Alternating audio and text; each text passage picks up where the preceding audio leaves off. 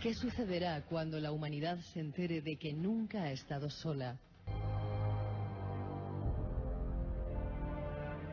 ¿Cómo reaccionará el hombre cuando sepa que las creencias y dogmas que sustentan las estructuras religiosas, morales, espirituales, científicas y sociales de su civilización han sido inducidas por estos seres?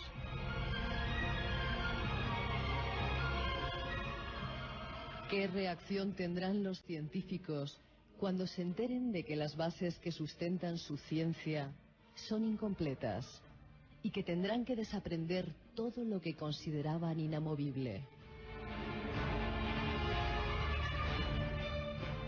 ¿Qué sucederá con las grandes religiones y sus miembros cuando se sepa que existe una sola historia en común y de que no son necesarios los dogmas e instituciones religiosas para el pleno ejercicio de la espiritualidad?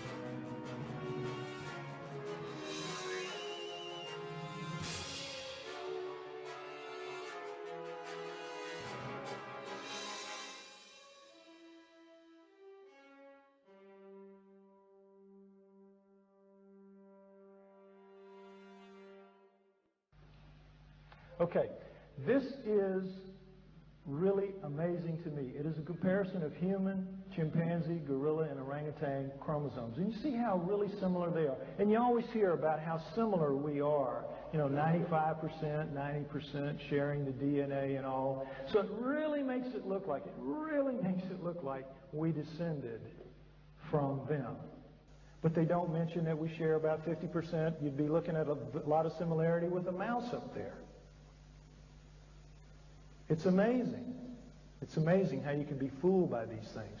But let's talk for a minute about what Anunnaki were up against when they wanted to create us. When they wanted to create a creature in their own image after their own likeness. And they said, well, okay, we're not really well adapted to Earth. And we know that because in the cylinder seals they're always shown, as you saw those gods, fully dressed, fully clothed, with things on their heads. And the humans are standing there, you know, maybe in loincloths or naked. The humans are better adapted to the planet than they are. So they said, okay, we're not really well adapted. Let's take some genes from the creatures of Earth. And they say that we shall take some of the creatures of Earth and use it as a model. So let's assume they use an almond like Xana. And so we've got some of her genes, but mostly we're going to have their genes where they want us to be like them. But they've got a problem, and it's a big one, because they themselves must have 46 chromosomes. Why? Because we, among primates, alone among primates, have 46 chromosomes. And so when they start with the Alma, they've got a creature with 48 chromosomes, because all the primates on Earth have 48 chromosomes. So you got 48 chromosomes here, and you're the Anunnaki, and you got 46. How are you going to put this together?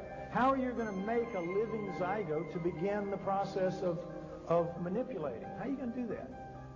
You've either got to do one of two things. With the sperm and the egg, you're going to be looking at a 24-23 mismatch in chromosomes. How are you going to make that? You're not.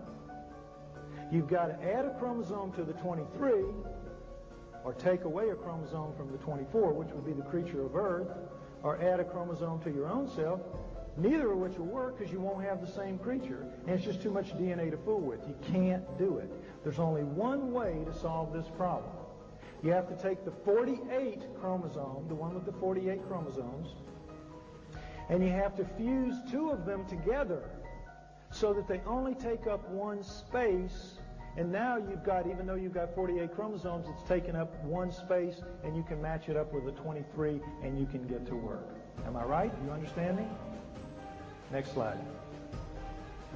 Look at our second one here at the orangutan. Second and third, gorilla second and third, chimp second and third, but human. Uh-oh. Somebody fused those two together. Now, we're told Mother Nature did that somehow, some way. You know, it's like everything else, it just happened by magic.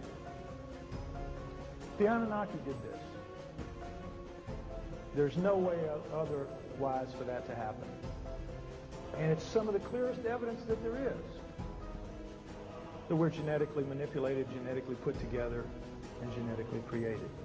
And furthermore, we're told that we're like primates, that we're primates. When we don't have primate bones, we don't have primate muscles, we don't have primate skin, we don't have the primate hair pattern on our body. They're light in front, thick on back, we're light on back, thick on front. What's that about?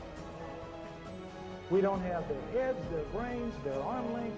We don't have anything that's primate. We don't have primate sexuality, and we don't have the same number of chromosomes. How does that equal primate? It doesn't.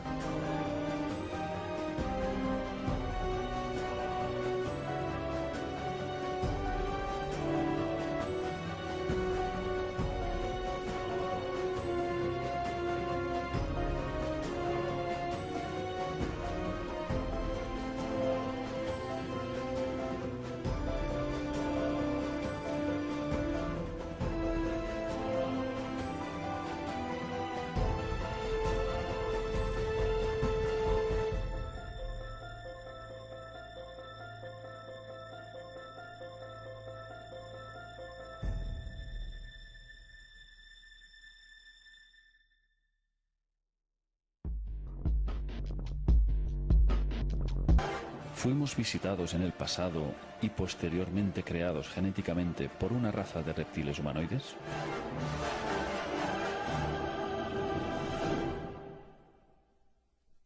Aunque todas las evidencias apunten ineludiblemente hacia esa dirección, Quien ostenta el poder mundial oculta esa realidad con el fin de que sigamos ignorantes sobre nuestros orígenes, pues este conocimiento podría tambalear las bases de todas las religiones del mundo y en gran medida causaría una revolución social sin precedentes que obligaría al sistema educativo a modificar todas las enseñanzas y a la ciencia actual tendría que admitir la invalidez de sus postulados.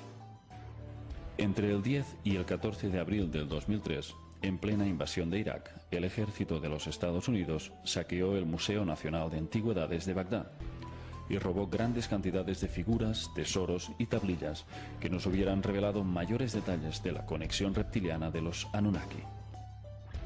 El 80% de los 170.000 objetos que albergaba el museo fueron robados y destruidos.